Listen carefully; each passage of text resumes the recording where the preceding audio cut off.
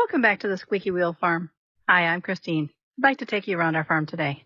This is one of the cherry trees that I planted last year, and it came through the winter pretty well. There are so many blossoms.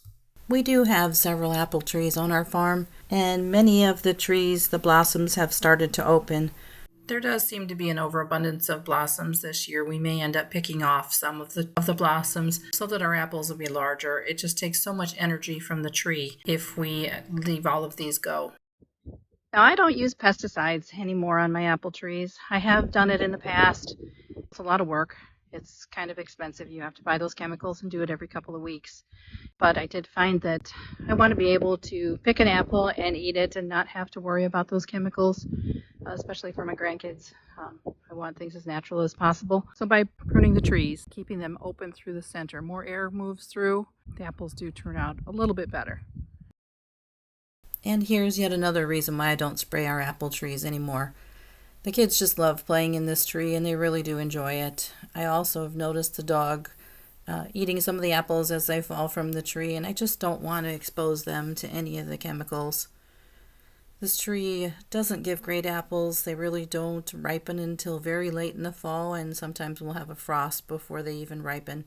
They're kind of chalky, and they don't have good flavor. But the tree stays for now because the kids enjoy it so much.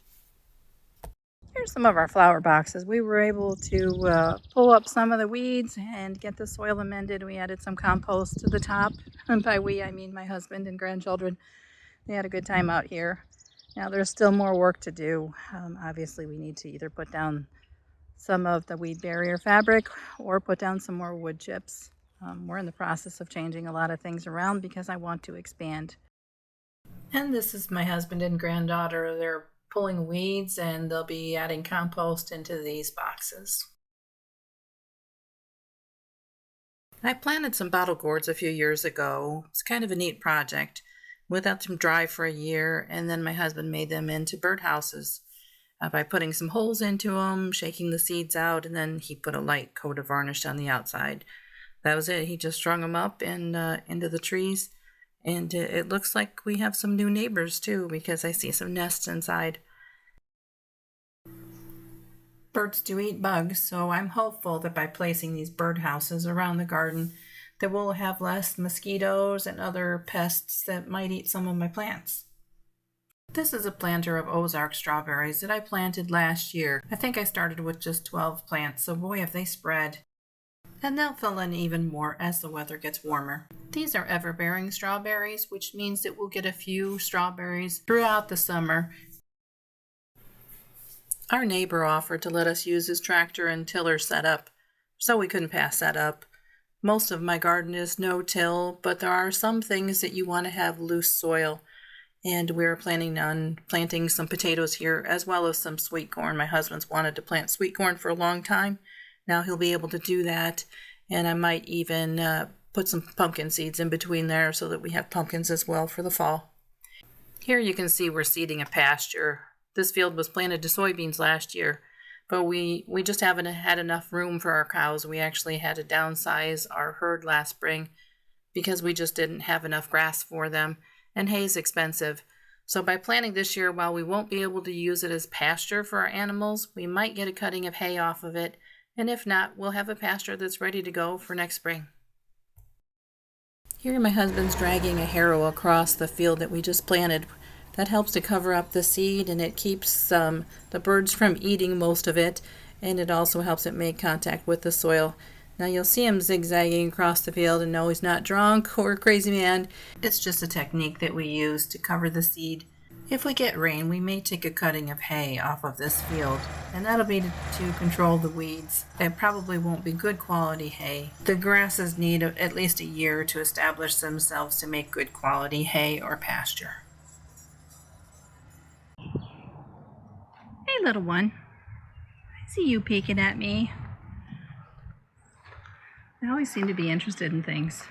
This little calf is one of the first ones that was born on our farm this year, and he was born late February, which is much earlier than we'd prefer. We like our calves to be born March or after, when there's usually better weather. This little calf just seems to be a little more inquisitive than the other calves. Most of the others stay with their mom. Our dog Tilly is such a nosy body, but she really has bonded with this calf. I don't know why, but for some reason they're friends and they like hanging out together. I'll catch her laying on the other side of the fence near the calf. He does have a mom, so I don't understand why there's such a connection, but they're friends. All of the cattle that we have here on our farm were born here. We started with 2 original cows that were polled semitals, meaning that they do not have horns and they will not pass on any chance of their offspring having horns. And I'm very careful about that. I've turned down several very nice looking bulls just because I did not want to have even the slightest chance of a possibility of having calves that develop horns. When we consider a bull, if it's not hornless or polled, it will not be allowed on our farm. We've used several different kinds of bulls, so our herd is no longer just a Semitol. They're a mixed breed now. We've used Hereford, Murray Grey, Angus, and Semitol, so we have mixed cattle now, hopefully keeping the very best qualities of all of those breeds. We usually carry between 10 and 20 head of cattle on our farm. Now that includes counting the calves, and we do rotational grazing. We do have several pastures, but the largest one I believe is 6 acres, and we will divide that up in the spring using a single electrical strand and then move the cows every day or two, depending on the height of the grass, to a new section. Rotational grazing gives our pastures a chance to rest and regrow, and by moving them often, we're getting them away from their manure, because when cattle graze near their manure, they're more likely to pick up the larvae and eggs of parasites. This helps to reduce the need for worming the cattle, and it allows us to move them away from the source of the flies. In August, we usually get a very hot, dry spell, and the grass just runs out, so at that point we're feeding hay. It seems as though we feed hay just as soon as we get it made until some rains come. Usually September, October, we're back in the pasture again. The grass usually goes dormant towards the end of October, so at that point, usually November to May is when we're feeding hay through the winter. We also supplement with grain because our hay isn't the best quality, and they really need some extra protein to get through days when our weather is just really extreme. Our grandchildren love to spend time on the farm. They get their sunshine, fresh air, and exercise, so it's really good for them. But there are times when we need to protect them from the animals, so we do things like this. Just throwing them into the feeder while we're putting the cattle out into the pasture can keep them safe and up off the ground where it's safer. Farms can be dangerous, so that's why we're always within reach and we always keep them within view. Well, that's all I have for you today. Thanks for watching. Oh, and one more thing. I hope to see you again soon.